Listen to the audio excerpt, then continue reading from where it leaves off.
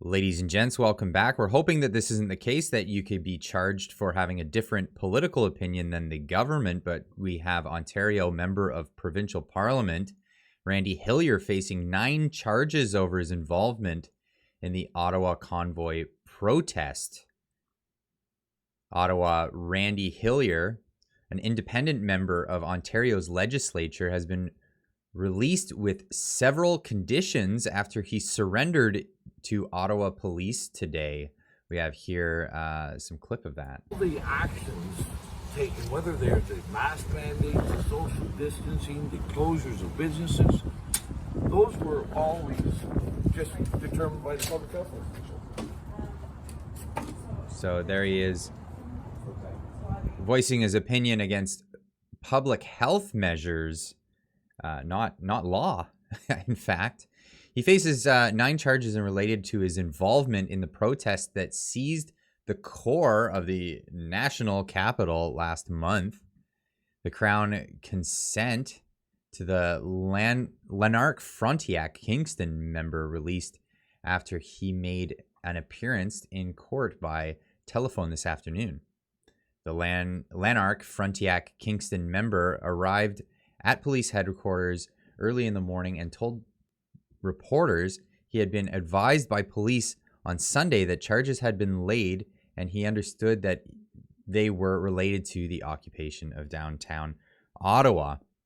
Differing and dissenting views are now apparently criminal, so that is a disturbing trend, he says. A statement from Ontario Provincial Police said 9 charges had been laid against the 64-year-old.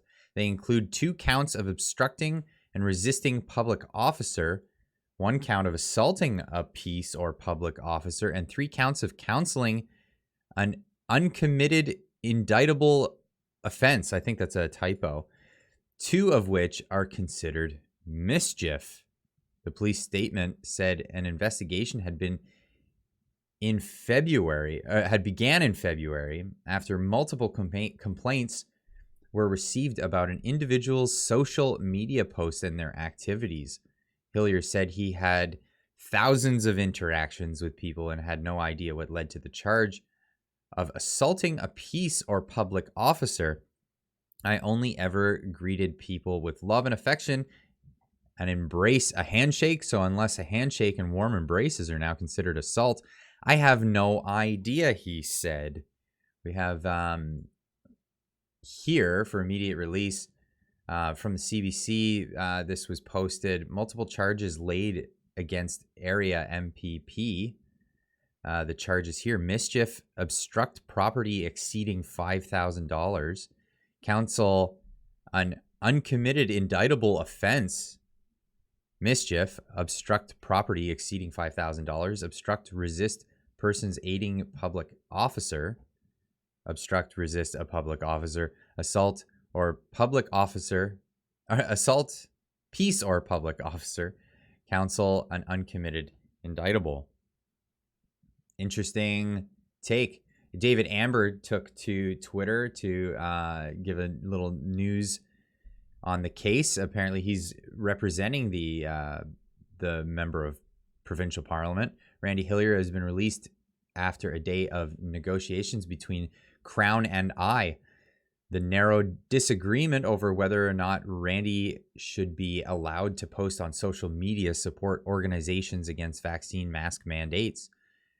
Justice of the Peace, I believe, is JP, sided with Crown, and we can appeal. So he's not allowed to talk to the public about his opinions under the bail conditions. Silencing. That's interesting. During the pandemic, Hillier frequently posted COVID-19 misinformation and conspiracy theories. Now, this is an interesting statement here because misinformation and COVID-19 conspiracy theories, they keep changing.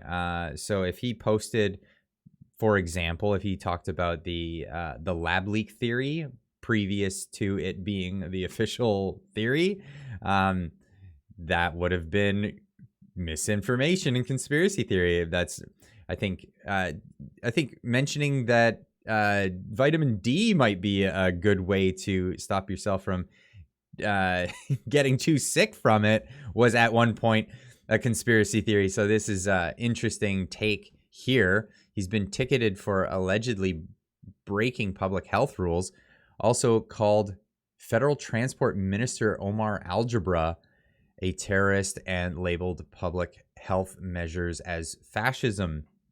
I think those are hyperbolic things that happen on Twitter all the time that people don't get arrested for in Canada.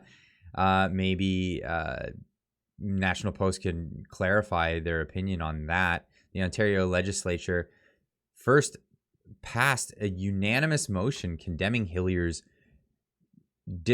disreputable conduct after he posted the names and photos of people who had died, suggested without evidence that they died due to COVID-19 vaccination.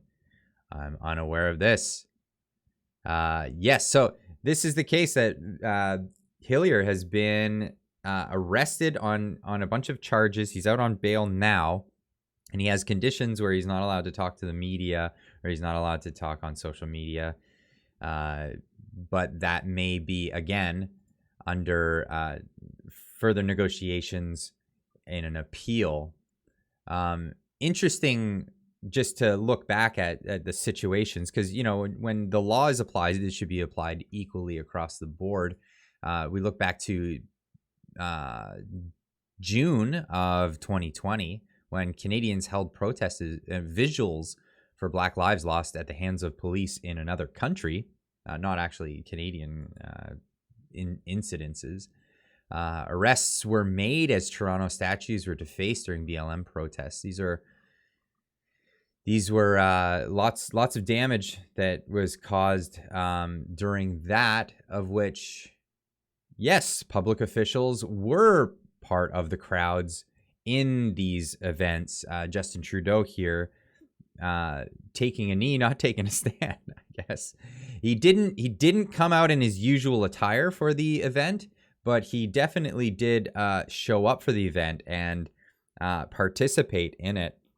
No arrests have yet been made, as I am aware of.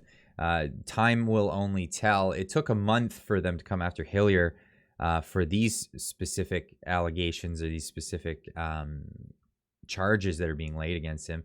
No charges yet for Justin Trudeau. I'll definitely keep you posted on any progress in that case and also in Hillier's case. But definitely stay tuned for that. All right, folks, keep on trucking.